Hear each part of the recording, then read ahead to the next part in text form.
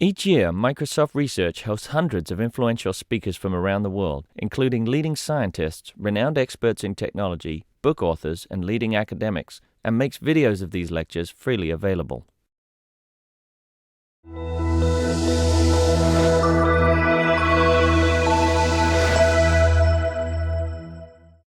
I'm Doug Carmine. I'm part of MSR Special Projects. It's my honor to introduce Adam Galinsky and Marie Schweitzer as part of MSR's visiting speaker series.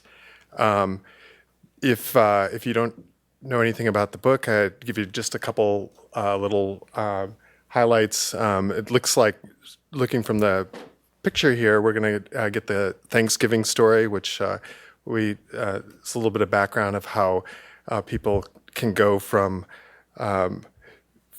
being cooperative to competitive. I really like how the book draws on economics, neuroscience, psychology, and animal science. Really kind of interesting diversity of knowledge that it draws from. One of the things I got out of reading it was in the case looking at when it might be best to go last in the case of the Olympics. I hope we hear more about that, how it could potentially benefit you. And perhaps they'll tell us about the E-trick, which was something that I learned reading about this. The book's got incredibly good reviews, so cited in the New York Times, the Wall Street Journal, Financial Times, New Yorker, National Public Radio. The incredibly high honor, the only book I know that has the highest recommendation from both The Economist and from Oprah. And just a couple of words, Adam Galinsky is a professor and business chair at Columbia University. He was named one of the world's 50 best B-School professors by Poets and Quants, which is a real citation. I had to go look that up. And then Marie Schweitzer is the professor of operations, informations, and decisions at the Wharton School at UPenn. So my pleasure and true honor to welcome Maurice and Adam to Microsoft. Thank you. Thank you. Thank you. Thank you for the kind introduction, and thanks for having us. I want to start off with a story about Thanksgiving after lunch, so I hope it's not making you too hungry. But I want to think about Thanksgiving and the incredible cooperative sentiment that Thanksgiving evokes. It's a holiday that's supposed to be about cooperation, celebrating family, togetherness. And yet at the same time, we often see Thanksgiving followed by something that can be quite different from the cooperation that we celebrate. And here I'm sort of thinking about this juxtaposition where we have the cooperative feelings about that Thanksgiving meal, and then we often see hordes of shoppers basically clamoring for better deals. And in 2008, in White Marsh, New York, there was actually a tragic event that happened where a crowd had amassed outside of a Walmart, and somebody put up a sign that read, "Blitz line starts here." And the group that had assembled was so unruly, the local staff there had called the police. The police had come out. They weren't able to control the crowds. And they started chanting, "Tear the doors down, tear the doors down." And they ended up streaming into the store. They streamed into the store, and the employees trying to control the crowd formed a human chain. The doors literally came off the hinges in the store. And sadly, Dumar, this one employee who had just hours before celebrated Thanksgiving with his sister, ended up getting trampled to death. So I want to think about what it means to shift between cooperation and competition. The central theme in our book is about cooperation and competition. And I want to think about how it doesn't happen just once, but it happens all the time. So here from the Huffington Post, this is 2013, holiday spirit, shooting, stabbings, and brawls. And of course, we think about something different when we think about holiday spirit more broadly. So I want to think about the guiding principles that really tip us between cooperation, competition, and back. Now, when we think about cooperation and competition, it happens in all of our relationships. So we think about I think some of the most intense cooperation we'll ever have between us and our spouse, in say, for example, raising a child, collaborating across the board. But there's some moments of competition we might have experienced. Who's going to get up at 5 in the morning? Who's going to go change diapers and so on. So we go back and forth. And it happens not just with our spouses, it happens with our siblings. So we think about brotherly love, but at the same time, we also think about sibling rivalry. We're collaborating in many important respects, but we're also competing. So as children, we compete for parental attention and other scarce resources. And it happens for twins, it happens right in the womb, as we're competing for physical resources right from the start. So we have, for some of us, it's actually before we're born, we start the cooperation and competition dance. And of course, at work, we collaborate to achieve outcomes. We work together collaboratively on projects. And if we mess up that collaboration, things can go badly wrong. But at the same time, we also balance that collaboration with competition, where we compete for recognition, promotion, raises with the same people we're often collaborating with. So that is, I want to suggest that we're collaborating and competing, and we're both friends and foes. And so there's some balance we need to strike to get it right. So here's a central theme of our whole book, is that we're cooperating and competing all the time with the same people at home, at work, and out even with our friends. Okay.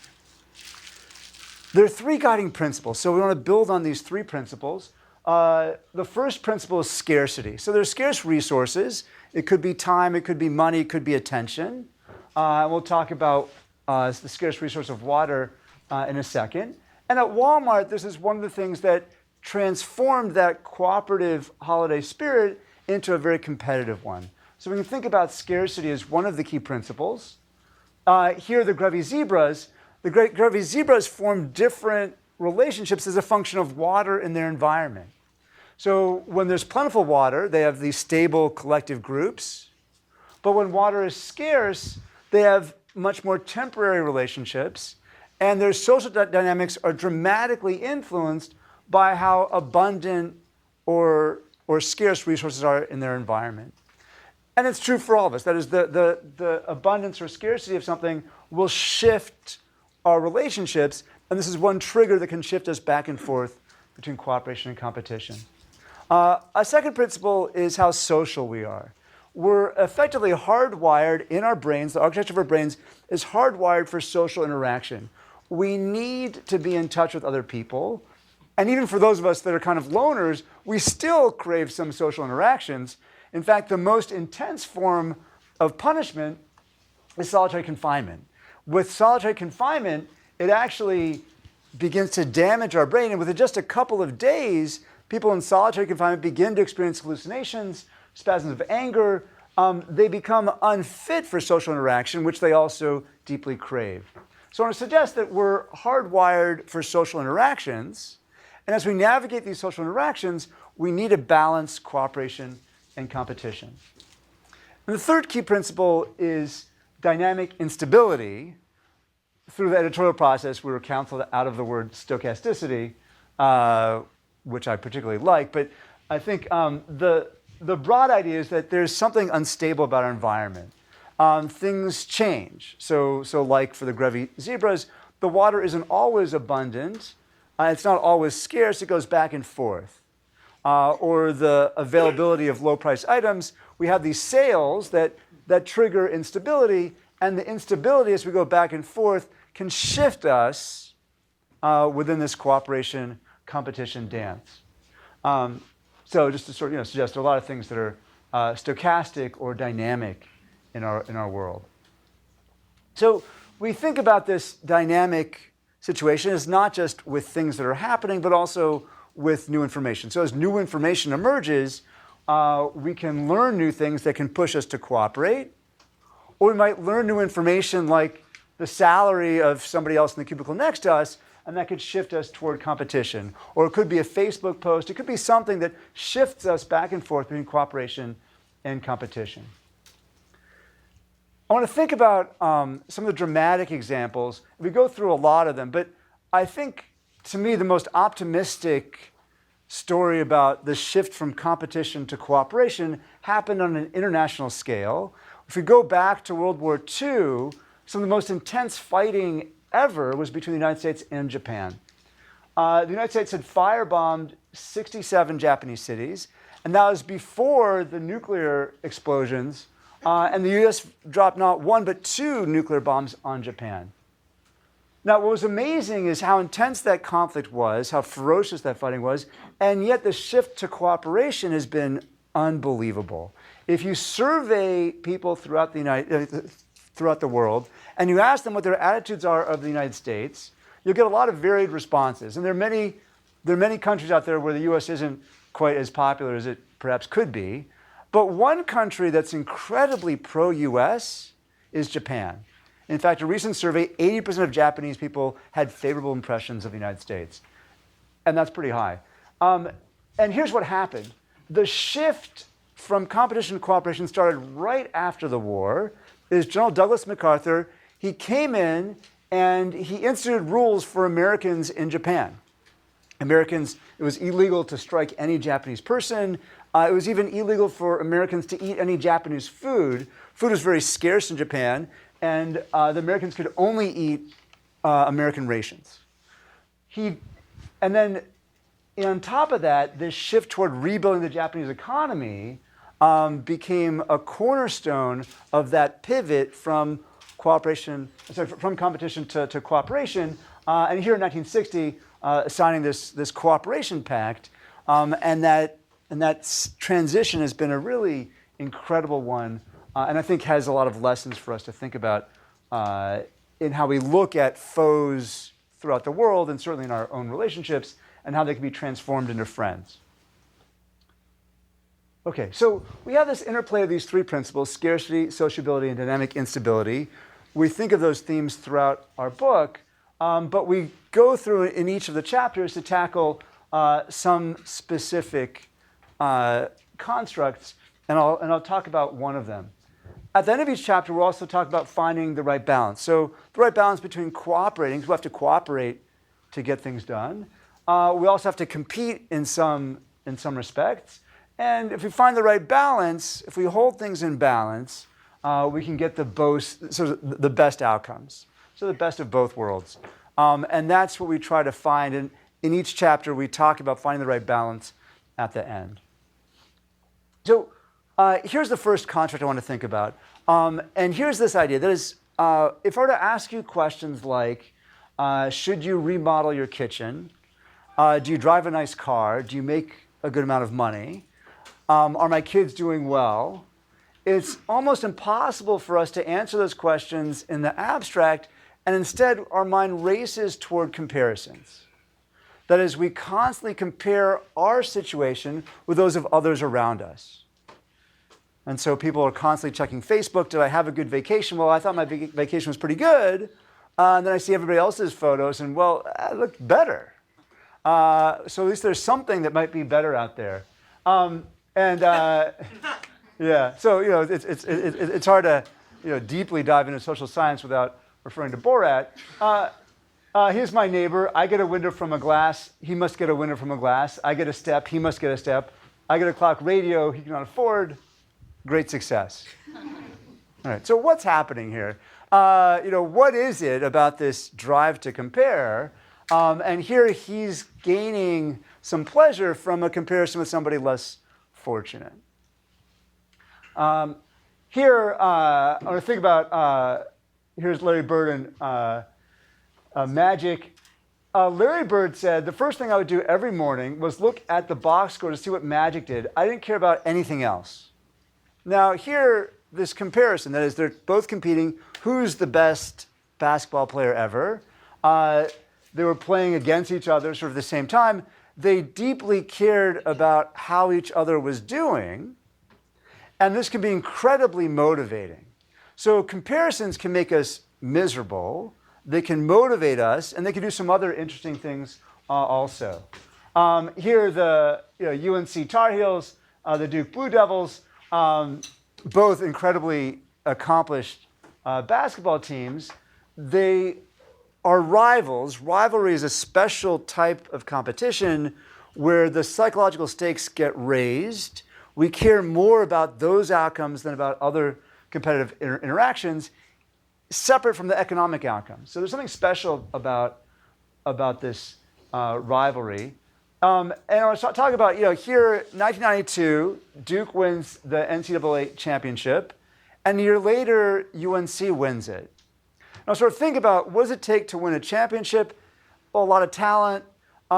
It takes a lot of ingredients, but one of the key ingredients is incredible motivation. And this social comparison, is driving and motivating people to work really hard. And it happened not just once, but it happened twice, where you see this sort of one after the other, incredibly motivating contrast. So these comparisons can motivate us in incredible ways. And across a lot of examples and a lot of social science, we see comparisons increasing motivation, boosting performance. It's one way for us to really get motivated. It's true for long-distance runners. It's true for people performing in school and so on. And I want to sort of suggest it's even hardwired. That is, we're hardwired so deeply, and here we'll draw on one of the... You just go back and go forward. Here we'll even draw on a study that looks at catch-up monkeys. Catch-up monkeys are very clever monkeys. They're the kind that used to do the sort of the music grinders. And you'll see this experiment that Franz de Waal did, looking at catch-up monkeys and how they care about these comparisons. We did recently, we videotaped it with new monkeys who had never done the task, thinking that maybe they would have a stronger reaction, and that turned out to be right. The one on the left is the monkey who gets cucumber. The one on the right is the one who gets grapes. The one who gets cucumber, note that the first piece of cucumber is perfectly fine. The first piece she eats. Then she sees the other one getting grape, and you will see what happens. So she gives a rock to us, that's the task. And we give her a piece of cucumber, and she eats it. The other one needs to give a rock to us. And that's what she does. And she gets a grape. And she eats it. The other one sees that. She gives a rock to us now, gets again cucumber.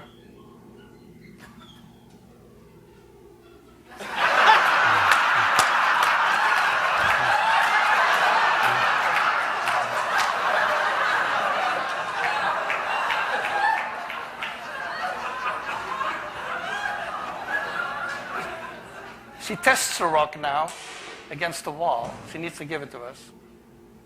And she gets cucumber again.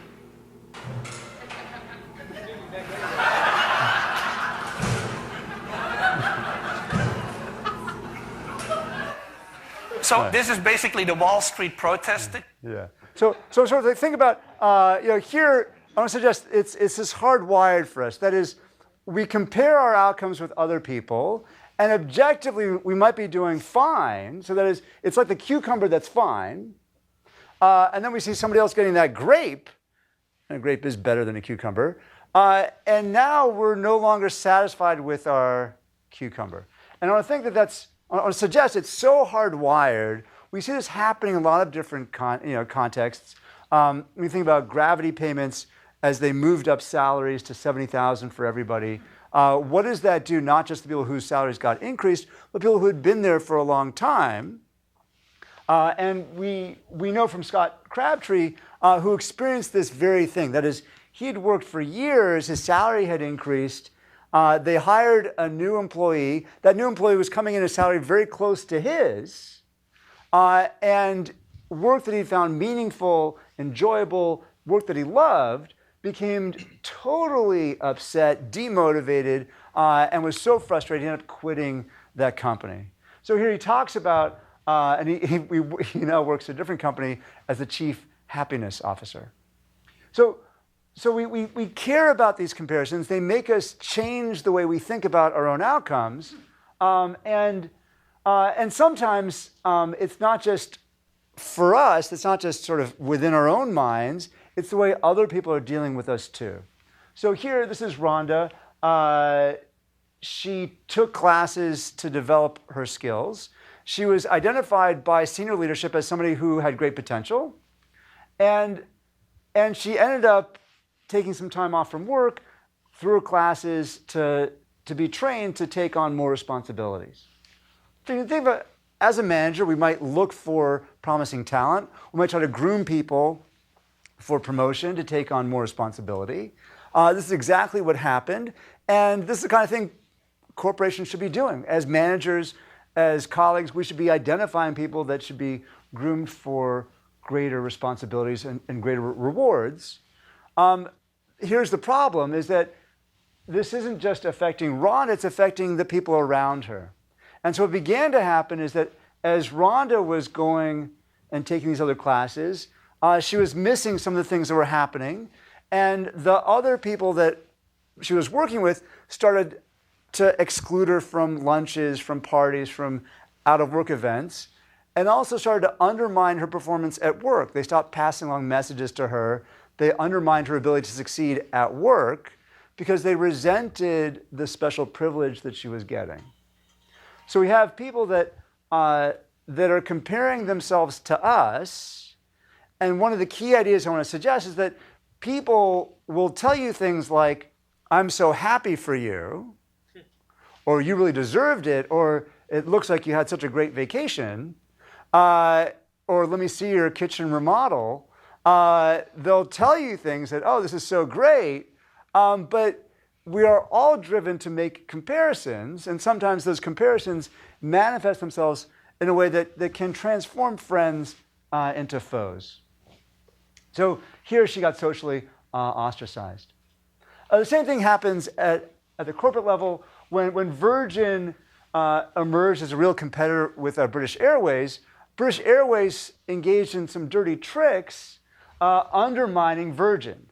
They started calling customers of Virgin, telling customers their flight had been canceled when it hadn't been canceled. They started spreading rumors about the CEO, Branson.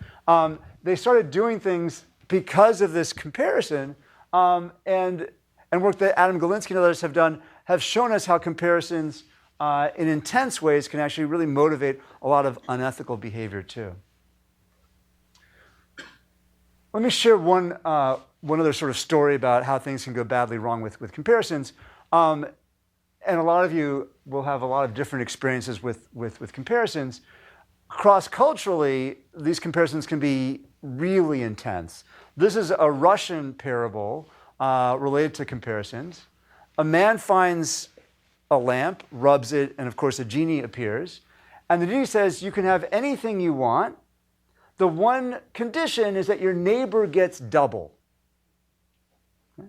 So we think back to the Borat example, how bad that would be. Now the man's pacing back and forth. He's rubbing his hands. He's thinking. And he finally says, I know what I want. I want you to poke out one of my eyes. Okay. Right? So here, right? So why would we want that? And I was talking to a Russian student. Like, well, yeah, you have to understand, in Russia, your neighbor lives right next to you. It's sort of on top of you. I'm like, it doesn't make it better. It's still deeply disquieting, but I think it underscores this idea of how primal, how instinctive this comparison process is. And I want to suggest we can use these comparisons for good, and they can also drive us to be perfectly miserable. So in the bad, comparisons increase resentment and spite, but we have to find this balance between motivation, so be powerfully motivating, and resentment. And there's a way to find that balance where we don't overdo it. And I'll conclude by thinking about sibling differentiation, where siblings often do this almost instinctively, where siblings, as they're growing up, they're this constant point of comparison. And twins are the most intense comparisons. That is, there's always a ready comparison. How well is your sibling doing compared to how well you're doing? And siblings naturally differentiate themselves. So one sibling might be a really good athlete, another one either finds a different sport or might find something different altogether. So they go into drama or become the better student. They end up differentiating themselves. And for twins, this can be a very powerful process because that comparison is so aversive. Now, here's the irony. There are some great twin studies, and if you look at twins who have been separated at birth, So twins who went up for adoption, raised in totally different environments, different families. And I'll show you an example of a second of one.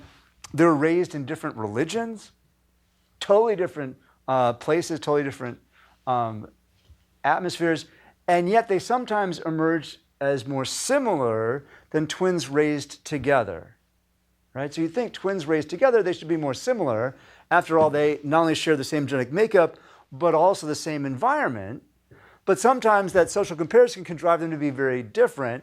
And when they're raised, separately, they can pursue whatever their life passions were. And here's these two twins. They're reared apart. They ended up. They both owned bodybuilding gyms. They're both totally fitness freaks. And when they saw each other, they said, "Oh my God, we are so similar." And they had pursued almost identical paths. So you can see this differentiation when people are raised together, and sometimes you see things that are more similar when they're raised apart. All right, so that's the social comparison piece. I'm going to turn it over to Adam. We'll take it away. So I'm going to talk about a couple other topics from the book. And so the first one is I want to tell you a little story about Iris Robinson. She was a rising star in the Democrat Unionists in Ireland. She owned 3 homes in the United States and Ireland and London. And at some point during her rise to power, she started to have an affair with this 19-year-old man and seeded him 50,000 pounds to build a wonderful little cafe. It turns out she was also double claiming expenses and employing family members. And eventually she was expelled in disgrace. Now, to show that it's not just women that engage in this behavior, this is a story of Mark Hurd. His time at Hewlett-Packard, he started at one of the lowest levels as a junior sales analyst, rose all the way up to CEO. He also pursued many women who are younger than himself. He also took them out on lavish dinners and on rides with expensed that to HP, and he was also fired and disgraced. And so trying to understand this behavior of Iris Robinson and Mark Hurd and what combines them together, I think it really comes down to one word, which is power. And so I'm going to tell you a little about some of the research that I've done and Maurice has done, others done over the last couple decades, really looking at the psychological consequences of power. And to understand what that is, I want to take us back to generations ago to a famous biblical figure, Samson. He had hair that made him invincible. And what power does is it makes you feel psychologically invincible. It makes you feel that you can do anything. Now, one of the things that I pioneered over the years is the idea that power is not just a structural variable. It's not just about controlling amount of resources or being in a certain position of authority, that it's really a psychological state, and that we can activate that psychological state outside of the structural forms of power. And just to give you an example, this is one of my former students, Jillian Koo. She'd given a job talk at Harvard Business School, and it hadn't gone well at all. It really was a disaster, and her confidence was shaken. And then she went to give a job talk at London Business School. And usually when you go there, you do a 90-minute talk. You get inundated with questions by faculty throughout the whole thing. They're really trying to tear you down to test whether you have what it takes to be a professor. Now, they also give you a little bit of time before your talk to settle in and get ready. And so what Jillian decided to do is she tried to do a little experiment for herself, which I had sort of pioneered many years ago. And what she did is she, and I'll show you this in a second, what she did is she said, can I prime my brain to think more powerfully? And so she wrote down and she tried to recall an incident in her life when she herself felt powerful. And she just wrote out an essay about this. And then she went in the interview and she was in complete command of the entire room. She answered questions with poise. She was able to counter-argue any sort of claim that was trying to undermine the validity of her arguments. And she got the job. She now has tenure at London Business School, and she was very successful. Now, after Jillian's experience and of all these other studies, we wanted to test whether this is actually a true phenomenon that we could actually replicate in a real-world context. So we went with some French business school students who were studying trying to get into business school, and they were given an opportunity to do mock interviews. And the judges were told, pick about half the people that you think would deserve to get in versus the half that don't. They didn't know this was an experiment. They didn't know anyone was being primed. But we took some of those people and we told them to think about a time when they had high power. And some we told to think about a time when they lacked power, when someone else had power over them. And then they went into these interviews and they were evaluated by 3 judges. And I'm going to show you this data. First of all, it's a control condition that didn't think about anything. They were true to what the judges were supposed to do. They're about 50% probability of getting selected. Look what happened when people thought about time when they lacked power. It almost took away their invincibility and made them vincible. They plummeted down to below 30% of acceptance. Now let's look what happened to people that simply thought of a time when they had power. And we can see it went up all the way to almost 70%. So simply thinking about time when they had power was enough to make them more confident. Power increases confidence and optimism. And that's one of the good. That's the good in power. But let's do a little experiment now. What I want you to do is I want you to all hold up your hand just like this, dominant hand, and I want you to draw a capital letter E on your forehead as quickly as possible. Draw a capital letter E on your forehead as quickly as possible. Now, it turns out that you can draw this E in one of two ways. Now, here's the correct way. This is what we call an other focused E, or the correct way. It looks like an E to a person. The only reason to draw an E on your forehead is so it looks like an E to another person. Now, some of you might have drawn the E like this. This is a self-focused one. Now, why am I showing you this? Because an experiment we did back in 2000, so many years ago, we brought people in the lab and we said, some of the people, you're in the high power condition, you control important resources, you're going to be in charge. Or we told some people, you are the subordinate position. You're going to be taking direction from someone else. Someone else controls your resources, and they're going to decide how much you get. And then before they did an activity, we asked them all to draw an E on their forehead privately. What we found is that very few of the low-power people drew this self-focused E. But look what happened in the high-power condition. It went up 3 times the level. Now, I'll tell you another little experiment we did when Maurice and I went around to 4 publishing houses one day, and we had little pitches about our book, and we went to Random House, and we went with the group, including sort of the head of the whole division, as well as some sort of more senior editors and junior editors, and we asked them to draw this E. And lo and behold, the most senior members of the team drew the self-focused E, and the junior associates and editors drew the other focused E. And I think that's what helped us actually get the book deal, was actually getting to see this in real action. But this is one of the problems, which is that power reduces perspective taking. So we have the good in power. It's invigorating, confidence, optimism, Samson's hair of invincibility. And the bad, which it makes us a little self-focused. So we need to find the right balance. How do we get that confidence without getting the self-focus? How do we get confidence and other focus? And to get there, I just want to give you a little metaphor of a car. How do we get from point A to point B? How do we get from Seattle to Redmond, for example? Well, we have to get through lots of traffic, of course, but to get there, we need gas. We need acceleration. We need to speed down the highway.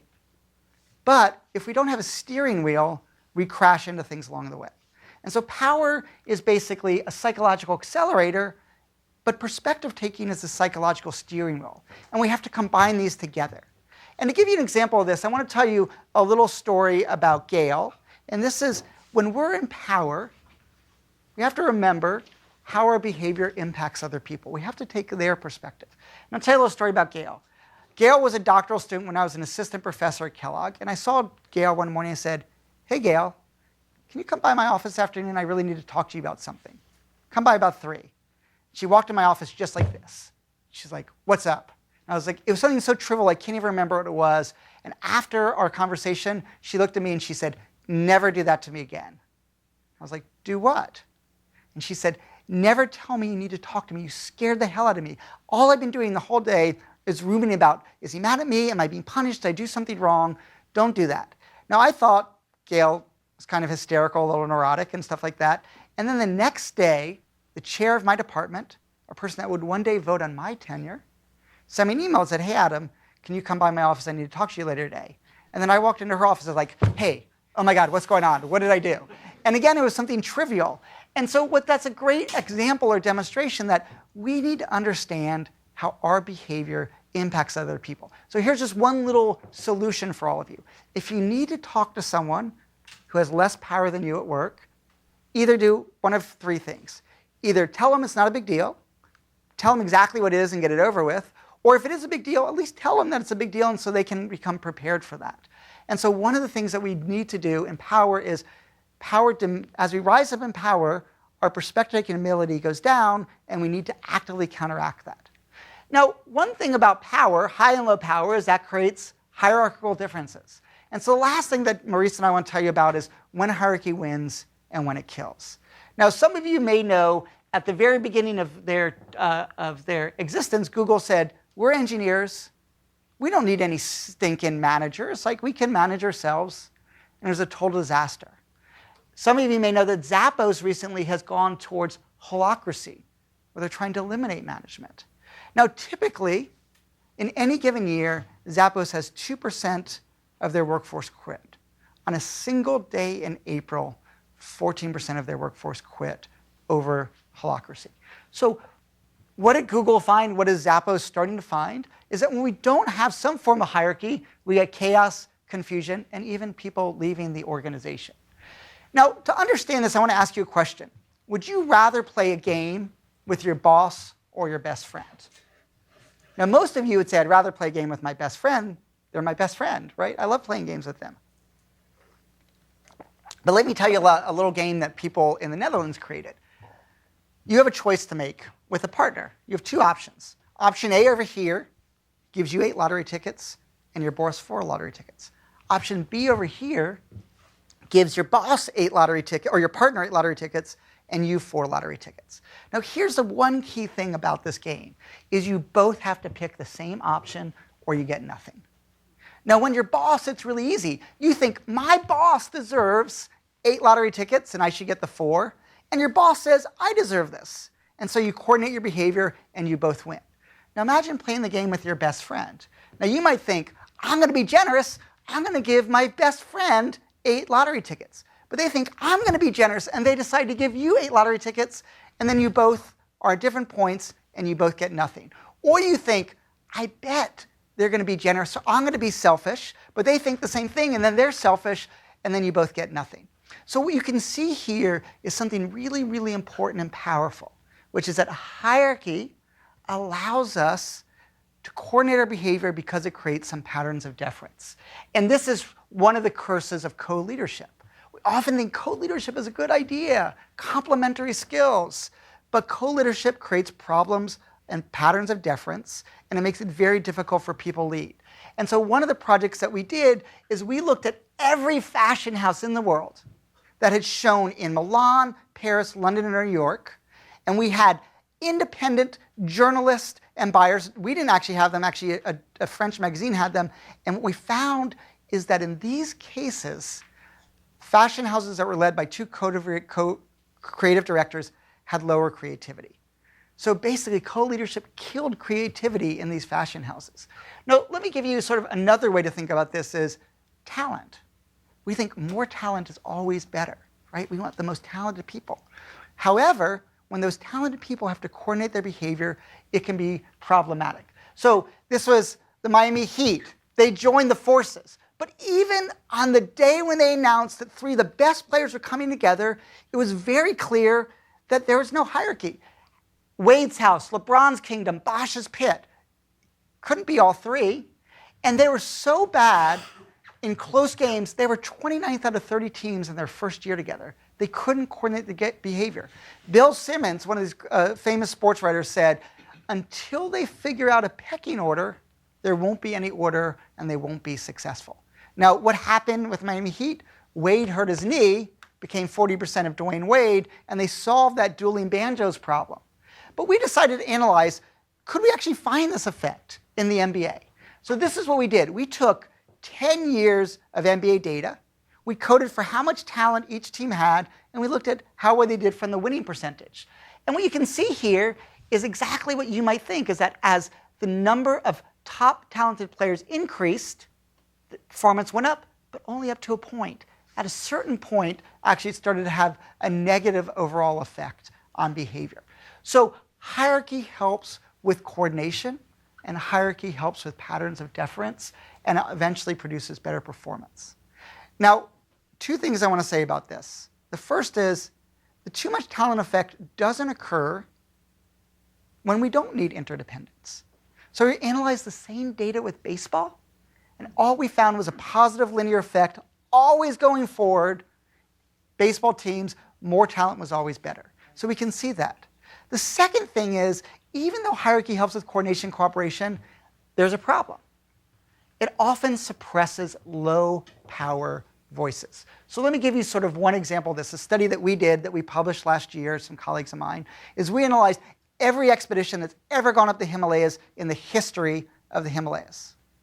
And what we found is that if they came from a country that was more hierarchical, they were more likely to have people die on the mountain. Because low power people didn't feel comfortable speaking up and expressing their perspective. Another case where this happens tragically is in surgery. Research has shown that doctors often skip important checklists that can lead to infection during surgery, which can get into the main line and have catastrophic effects. And oftentimes the nurses didn't feel comfortable speaking up even when they noticed that a checklist had been skipped.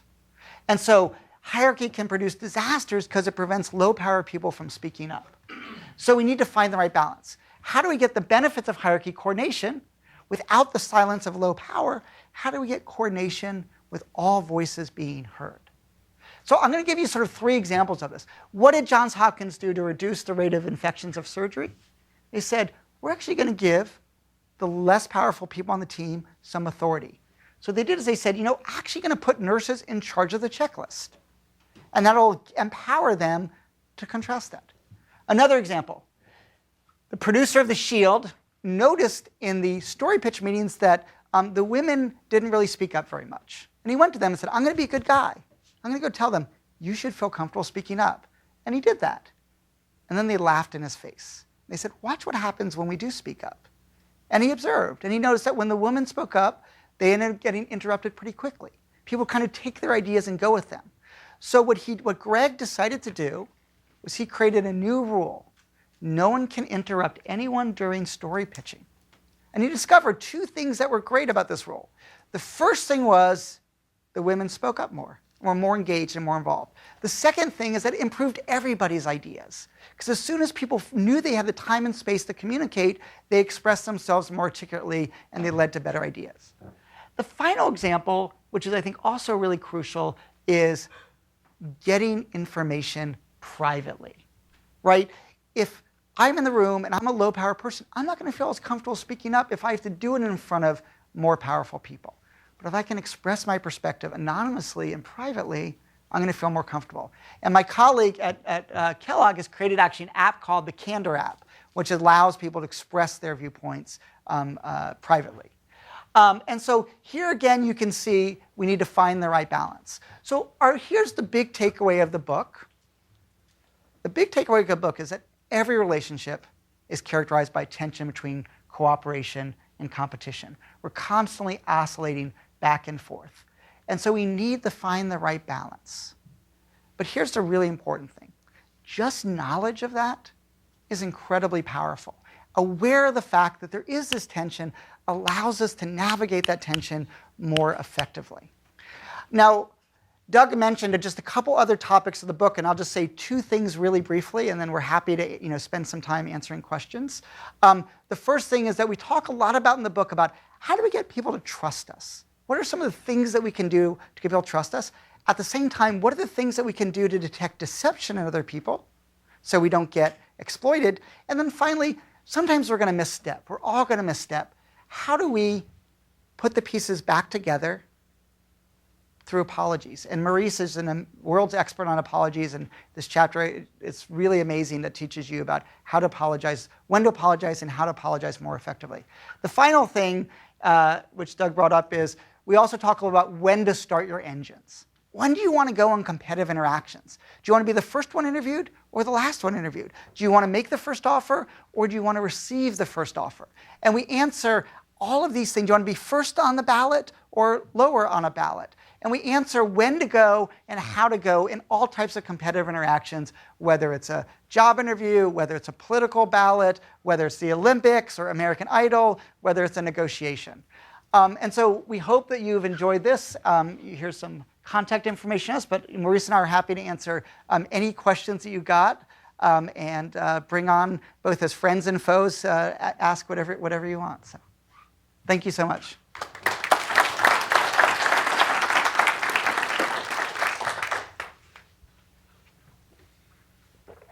We're very, very clear. It was so clear there's no questions. Back there, yeah. On the title of the book, there's a how to succeed part. How much of your book is the academic analysis of your case studies versus the how-to part?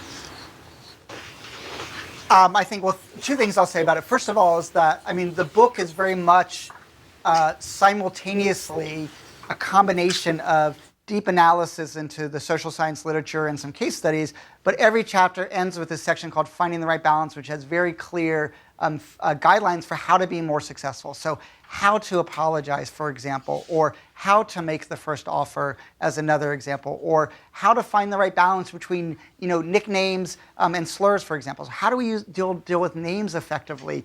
What are the ways that we can develop trust quickly but not get exploited? And so it's got very rich, entertaining case studies, but they're all geared towards giving you sort of practical feedback for how to be more successful. And I think that the best compliment that we ever got it was the editor of The Atlantic who described our book as combines the best of Malcolm Gladwell and Freakonomics with the best of Better Business books, right? So it's really sort of that intersection of those. So I don't know if you had. Yeah. I kind of wanted to tell you the second version of that joke about the gene. So the second version is the guy says, "I want to get a wife who would be sexual, very beautiful, and drive me to the limit of my sexual abilities." Oh, that's good. Yeah, that's better than the kidney version that I'd also heard. Writing a book is incredibly difficult. I mean, I've written a thesis and I find that working on your own is difficult. How did you both cooperate on writing this book? Why did you choose to cooperate and why didn't you choose to write two separate books, sharing your own views separately? We talked about a bit in the end of the acknowledgements.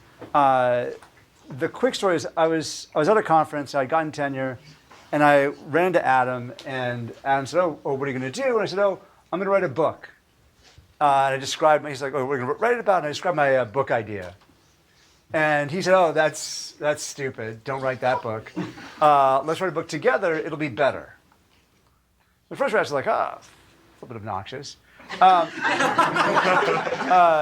And then I thought about it. I'm like, you know what? He's right. And it's absolutely true of this book. This book is way better than what I would have done. And it's a denser book. That is, there's a lot more material in here. It's a richer book. I'm delighted by it. It reflects collaboration. It was hard. It was hard work, but I think we both poured ourselves into this book, and it really reflects the best of what we both can do. So it was a difficult tension, but I think it ended up being. And let me I'll just give you sort of two quick ways of thinking about that too. Is I brought up co-leadership up there, right? And like the benefits that we want is really complementarity. And one of the things that Maurice and I both do research in sort of the broad similar areas, but we also do different topics. So I didn't do any work on trust or on deception or on apologies or on comparisons, or very little on comparisons. Maurice did that, but I had done work on power and social hierarchy, first offers and negotiation. And so then we were able to combine that. But then even within chapters, we were able to bring in some different perspectives. So like on the comparison chapter, I knew about this research really well, for example, that talked about some negotiation stuff about how you want to think about negotiations to get yourself motivated, but how that can leave you disappointed afterwards, or why it is that some people actually are happy, why many people have happier lives when they actually graduate in a recession, because they don't have so many job comparisons to compare to. They're just happy to get the one they got.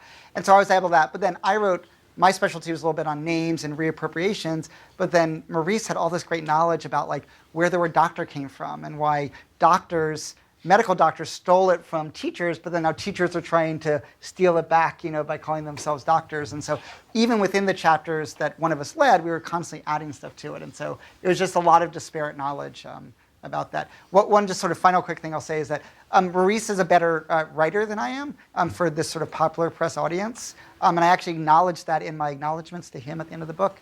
And then Maurice went and wrote acknowledgments that were better written than my acknowledgments. So therefore proving the point. So it's sort of good example of that. There's a hand up over here, yeah.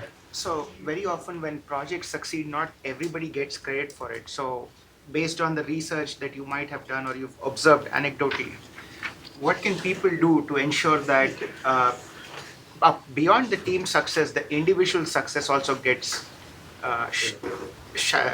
gets the visibility? Yeah, I mean, I think that's one of those inherent tensions, finding the right balance between you want people to recognize your accomplishments, but we get punished if we self-promote.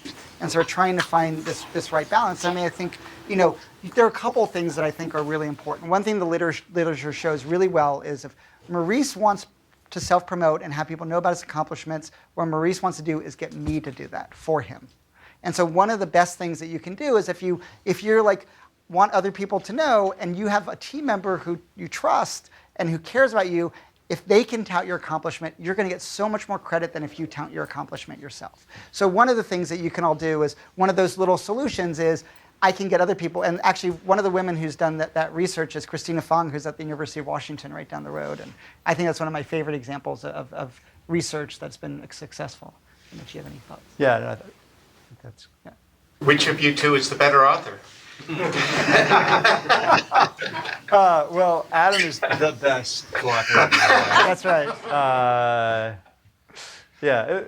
This was, this book really, it took us many years to write.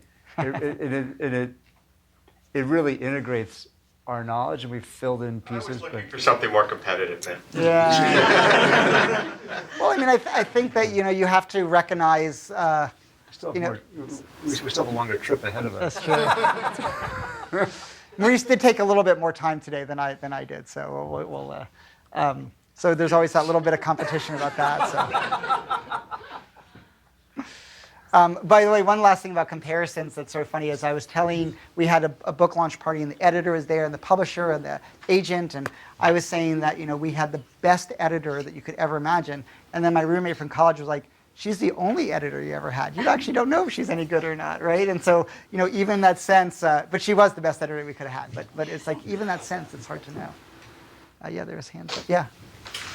So you talked about the power dynamic among peers. Like I feel you tend to compare with people who are like at your level somehow, like your age, your neighbor, or same level in the company. How does it work across different levels? Like how would like a boss would what would be the power dynamic between a boss and like the person who reports to them? Like how do you, because what say like when you're moving up a hierarchy, you are actually gaining power, and you might gain power over someone who is higher than you are. Then how does that all work, come together? Well, I'll talk to the comparison idea. We compare ourselves with people who are similar in self-relevant domains we care about. And those are the most intense comparisons. When people have outperformed us by just a little bit, and they're similar to us. So the person in the cubicle next to us, our neighbor, our brother-in-law, our sibling. So somebody who's similar, and it's a domain that we really value. So if we're a long-distance runner and somebody has a good running time, we care about it. But if somebody wins a baking competition, we might be just happy for them. And when the performance is somewhere in the vicinity of, I could have done that. Those are the most intense comparisons.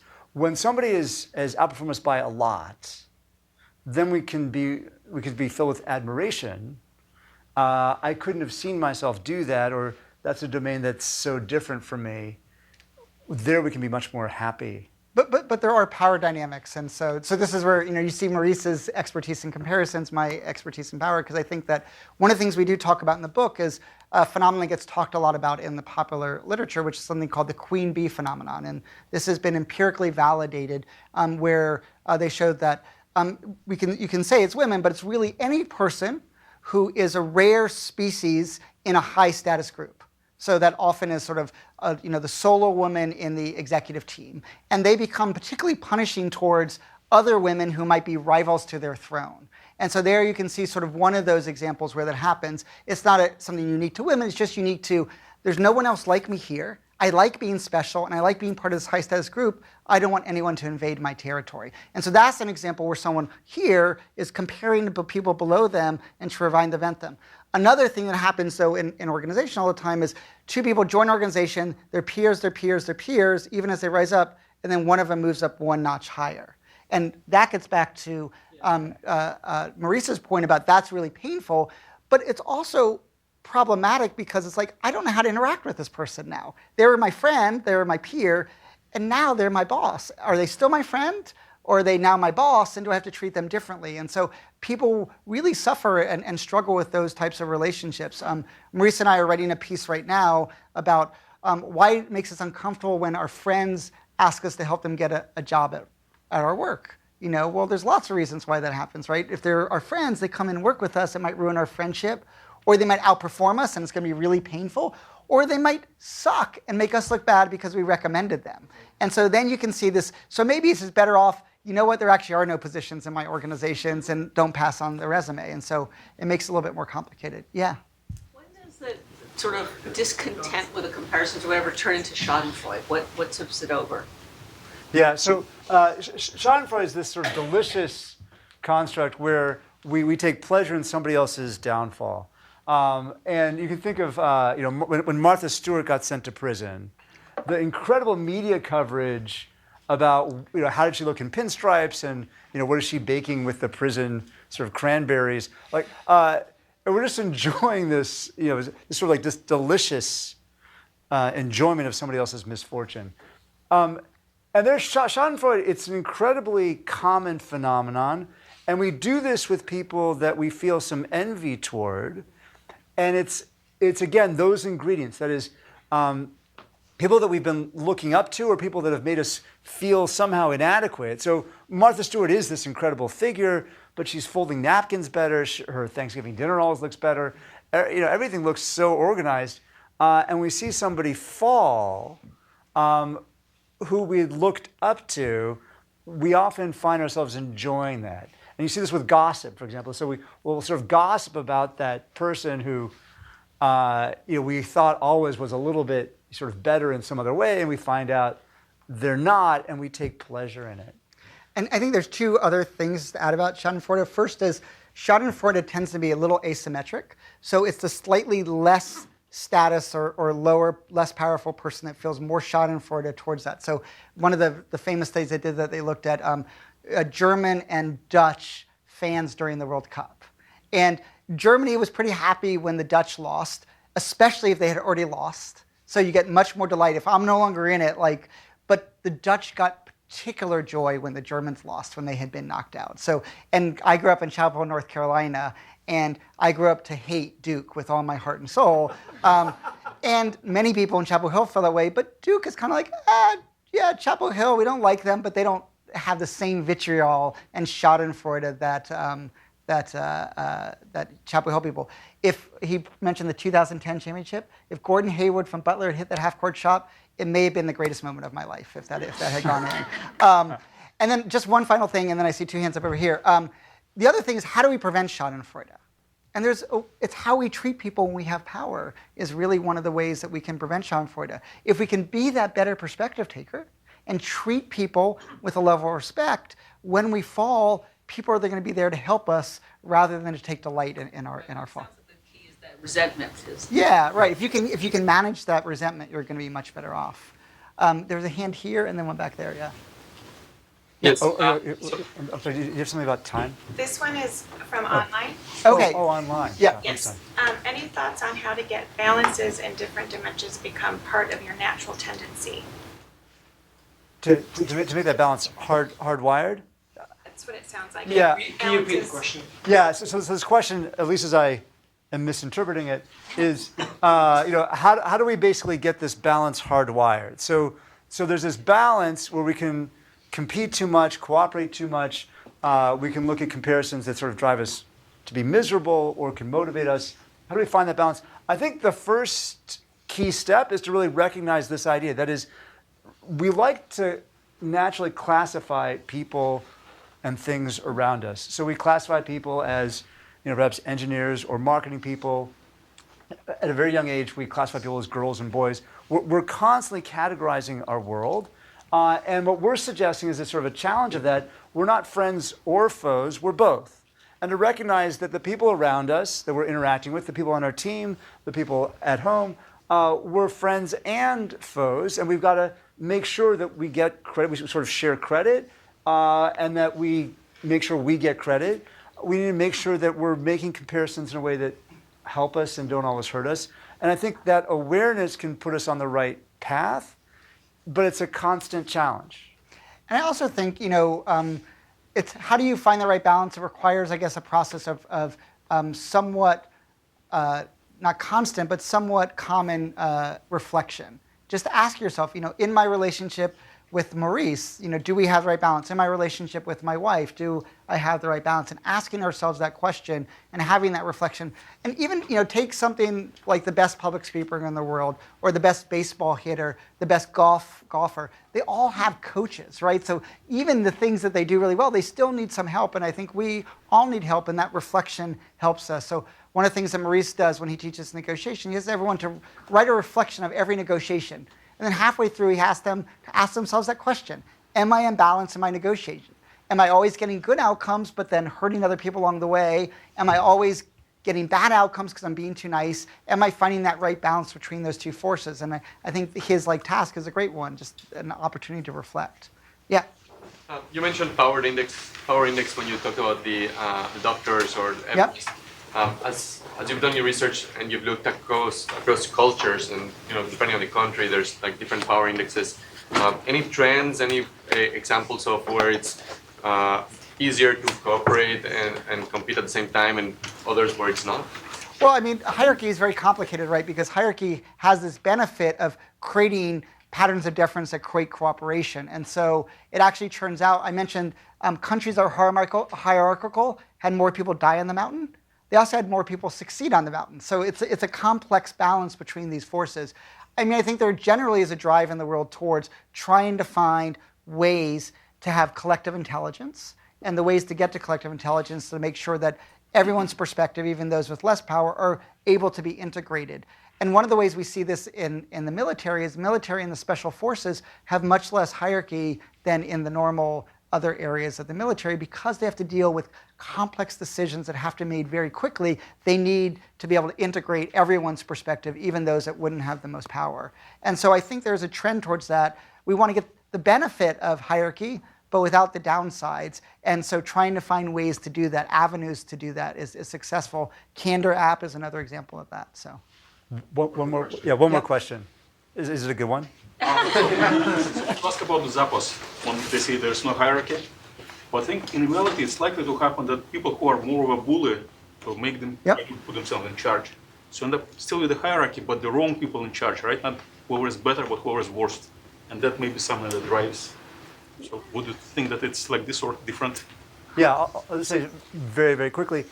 One thing that I've learned from Adam, throughout history in every human collective, there's always hierarchy. So even when we think that there's no hierarchy, we naturally find ourselves in some hierarchy. So through every human collective has it. So whether we call it a holacracy or not, there is a hierarchy.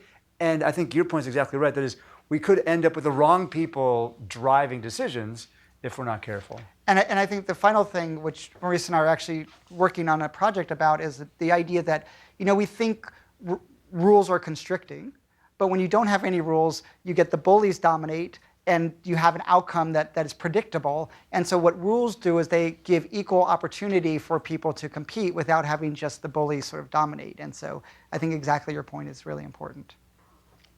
Thank you guys so much. Thank you. Thank you.